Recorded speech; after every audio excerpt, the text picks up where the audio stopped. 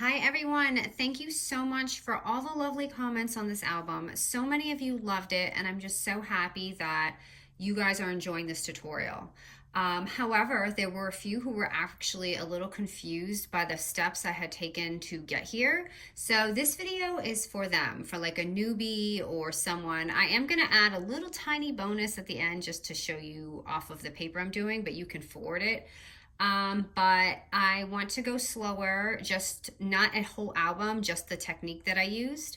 I had so many wonderful comments yesterday. I had a few that were like not my favorite comments, but I want everyone to understand. And I just, FYI, I am definitely not a professional, okay? I am literally just someone who crafts in my room and loves to share it. So if my videos are not like aesthetically pleasing, I'm sorry, okay? All right, so let's go ahead and grab our scoreboard, okay? Now grab a 12 by 12 paper. So you're gonna have a 12 by 12 paper. I hope, I'm gonna go really, really slow to make sure that everyone understands, okay? So 12 by 12. And I'm going to number it. Someone had suggested if I numbered it, so I'm going to, yes, I'm going to do that. All right, so our first scores are going to be 4 inches and 8 inches. All right, so 4 and 8. And you could see the lines more clear in this video than the last video, so sorry about that, but that's just the way it goes with patterned paper while you're filming. It's just a lot more difficult to see. Okay, so I've got 4 and 8 inches. Now we're going to go ahead and flip it to the side, and we're going to score it at 6 inches, right down the middle. And again, as I had said, you're going to have 6 boxes. So now you can see them more clear. And let me actually number them for whoever had suggested that. Thank you. So I'm going to go ahead and number this. Let me see. Do I have a marker? Of course I have a purple marker. Purple on purple. No. Okay, so here's one. Let me see if it works. All right. So this is box 1, 2, 3, 4, 5, and 6, okay? Now what we're going to do is cut our little line between 1 and 4.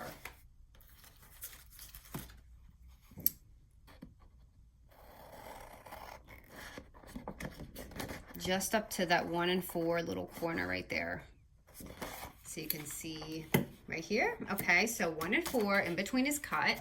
And now we're going between 5 and 6 and we're cutting this line right here.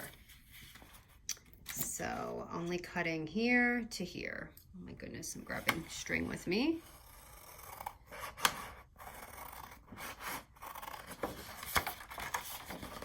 Sorry, this is not going to be pretty right now. Just trying to get this done so you guys can see what I'm doing. All right, too simple. It's literally 2 little slits. So you see them right here. And now what we're going to do is fold this back, okay? So I'm gonna fold this. So 4, 5, and 6 should be on this side, okay? Opening up. And then you have 1, 2, and 3 on this side. Ooh, I folded that really bad. I'm sorry, this is just kind of like a scrap thingy I'm doing. Okay, that is so wonky, but that's all right. I don't care if this is like perfect. I'm just kind of showing. All right, so again, we have 1, 2, and 3, 4, 5, and 6. Now this is the section where I cut it. So number 6 is the section that you can either leave the flap or cut it. I'm gonna cut it. I'm not even putting it through my fisker. I'm just cutting it here. Okay. So now that we've done that, this is too easy. You're going to take number 4 and fold it forward. All right, so you see that? So now on the back here is number 1. You're going to take number 1 and put it this way. So it's going to look like a, you know, you're going to see it this way. And then right here, is 5 and 6. 5 and 6, you're going to fold this way. So number 5 is the one that you're going to be gluing here. So I'm going to just glue this here. I hope this is a lot more easier to see and explain. And remember, you want to punch out your little hole or your half moon before you glue it down. So it should look like this. So 4, 5, okay, and then 6, and then this is going to be upside down like that. So I hope this helps those who were having trouble yesterday. And just a tip, so if you're using a paper like this, like a you know, color cardstock paper, just for fun, so it's not so crazy, or you're using cardstock or something, you know, you can take a oh my goodness, what did I do with it? You can take a 3 3/4 by 5 3/4 sheet of paper and layer this up. So if you want to use a background and have it really pretty just like that, you can take all of this size and lay it on all your pages. Now this one, I don't want to give you the measurement to that one because that's going to vary on how you cut it. You know, you might want to leave it long, you might cut it sideways, you might leave the little vellum thing, whatever you want to do. But this is just a fun little idea if you are using a plain background paper, single-sided paper or something, okay? So I hope that clarifies that. I am so sorry because I want you all to enjoy that tutorial.